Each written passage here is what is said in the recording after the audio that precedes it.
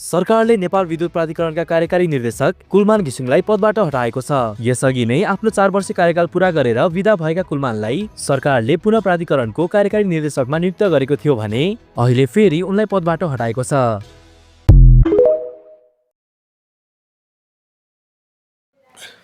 नेपाल सरकार तपाईँहरूलाई मेरो खुसियालीमा नमस्कार धन्यवाद भन्न चाहन्छु। म मेरो विशेषता कुरालाई ध्यान गरेर सुनिदिनु होला भन्ने भन्न चाहन्छु। म नेपाल सरकार तपाईँहरूले गलत साबित काम गरेको रहेछ। हाम्रो नेपाल विद्युत प्राधिकरण कुलमान घिसिङलाई हटाएको कारणले मलाई ठुलो धक्का गएको छ, भूकम्पको धक्का।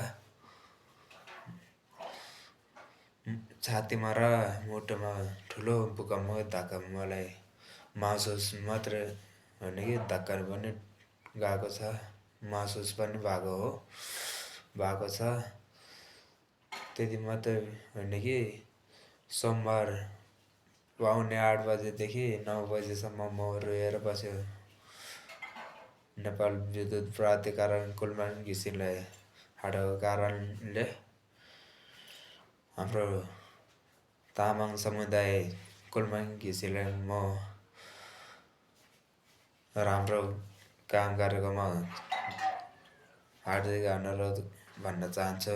तपाईँहरूलाई कस्तो लाग्छ कमेन्टमा भनिदिनु होला। त्यति मात्रै होइन कि हाम्रो नेपालमा यहाँनिर राजा आउने भन्नुभएको छ है। अब हाम्रो